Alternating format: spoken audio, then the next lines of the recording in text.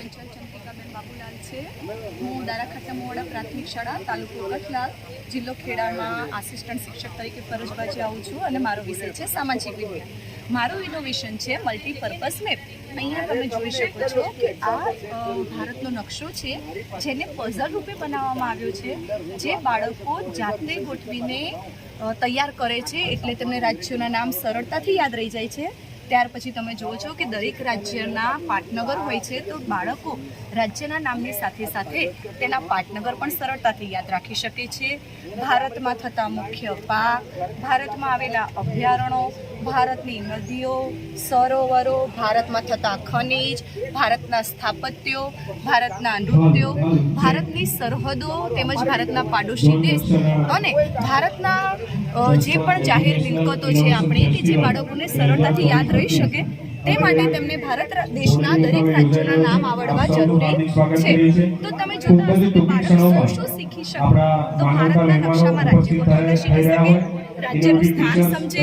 રાજ્યના પાડોશી રાજ્ય સમજે, રાજ્યનો વિસ્તાર, રાજ્યના પાટનગર, પાડોશી દેશ, દિશાઓ, ખૂણા, સરહદો, નદી, સરોવર, અભયારણ્યો તેમજ ભારત દેશની જે વિવિધતા છે, જેમ કે રાજ્યના તહેવારો, જે તે રાજ્યની ભાષા, નૃત્યો, રાજ્યમાં થતા પાકો, ખનિજો, ભારતના સ્વાતંત્ર્ય સેનાનીઓ કે તમે જોઈ શકો છો કે જે ભારતના સ્વાતંત્ર્ય સેનાની છે તે બાળક નામની સાથે તેમને કરેલા કાર્યો સરળતાથી યાદ રાખી શકે, તે માટે જે તે રાજ્યનું સ્થાન તેમને ખબર હોવી જરૂરી છે।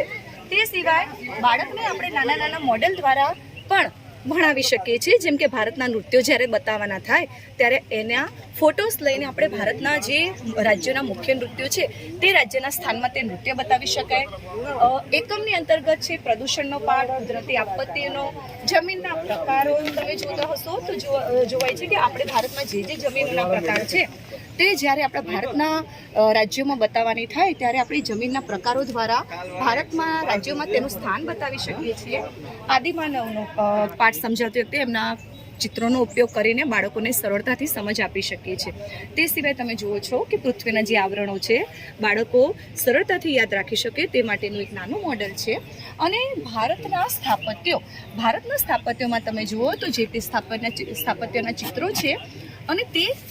ચિત્રની પાછળ તે સ્થાપત્યની વિગત લખેલી છે કે જેથી બાળકને સરળતાથી યાદ રહે। હવે ભૃપુષ્ણનો એક નકશો બનાવવામાં આવ્યો છે કે જેના દ્વારા બાળકને ભૃપુષ્ણની ખબર પડે કે ભૃપુષ્ણની દ્રષ્ટિએ ભારતમાં પ્રદેશ આવેલો છે, મેદાની પ્રદેશ આવેલો છે, જંગલો આવેલા છે, પર્વતીય ઉચ્ચ પ્રદેશ આવેલો છે અને દરિયા કિનારો આવેલો છે, તો બાળકને સરળતાથી ખબર પડે તે માટે આવી રીતે નકશા બનાવવામાં આવ્યા છે, એટલે કે બાળક આ એક મેપનો નકશાનો બહુહેતુક દ્રષ્ટિએ ઉપયોગ કરીને બહુહેતુક નકશાની સમજ મેળવી શકે।